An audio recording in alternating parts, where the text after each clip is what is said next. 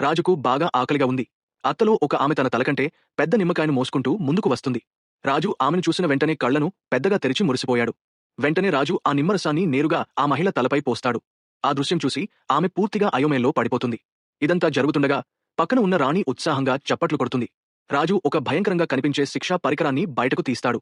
నెమ్మదిగా దాన్ని ఆమె తలవైపు తీసుకువస్తాడు. అప్పుడే ఆమెకు ఏదో తప్పుగా జరుగుతోందని అర్థమవుతుంది. వెంటనే ఆమె పారిపోవడానికి తిరుగుతుంది. వాళ్ళు చాలా పెద్దవాళ్ళు. ఆ క్షణంలో రాజు పెదవులు నాకుతూ మానవతలను ఆస్వాదించబోతున్నట్టు ఉత్సాహపడతాడు. అదే సమయంలో సైనికుడి వేషంలో ఉన్న హీరో తన అడుగు వేస్తాడు. క్షణాల్లోనే అతడు ఒక కత్తిని మెరుపు వేగంతో లాగేస్తాడు. అది చూసిన మిగతా సైనికులు అందరూ ఒకేసారి అతనిపై దాడి చేస్తారు. హీరో ఒక విదేశీ జీవిలా వేషం వేసుకున్నప్పటికీ అతని కదలికలు అద్భుతంగా వేగంగా ఉంటాయి. ఆ సైనికుల్లో ఎవరూ అతన్ని ఎదుర్కోలేరు. తర్వాత హీరో పడిపోయిన సైనికుల శరీరాల మీదుగా నడుచుకుంటూ ముందుకు వెళ్తాడు.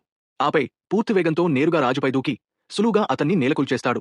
అది చూసి రాణి భయంతో అక్కడికక్కడే కుప్పకూలి మూర్ఛపోతుంది. అంతకుముందే హీరో రిహాన్నాకు తన శరీరం నుంచి బయటికి రావాలని చెబుతాడు. ఆ తరువాత హీరో మరింత వేగంగా కదలడం మొదలు పెడతాడు. కానీ అల్లరి స్వభావమున్న రిహాన్నా అకస్మాత్తుగా రయన్ రూపంలోకి మారి ఆమెను ఆటపట్టిస్తుంది. ఈ అకస్మాత్తు వ్యక్తిత్వ మార్పును చూసి ఆమె ఆశ్చర్యంగా చూస్తుంది.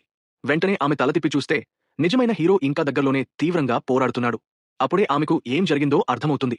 వారి యుద్ధం అయ్యాక మరింతమంది పోలాండ్ బేసర్ యోధులు యుద్ధరంగంలోకి వచ్చి భారీ ఉత్సాహంతో దూసుకొస్తారు. ఆమె పారిపోవడానికి ప్రయత్నిస్తుండగా రయన్ ఆమెను పట్టుకుని నన్ను నమ్ము అంటాడు. ఆ తరువాత ముగ్గురూ ఒక్కసారిగా శత్రువుల వైపు పరిగెత్తుతారు. కానీ ఘర్షణ జరగబోయే క్షణంలో ఎదురుగా ఉన్న భూగర్భ పైపులోకి దూకేస్తారు. అప్పుడే బేసర్ యోధులు ఆశ్చర్యపోతారు.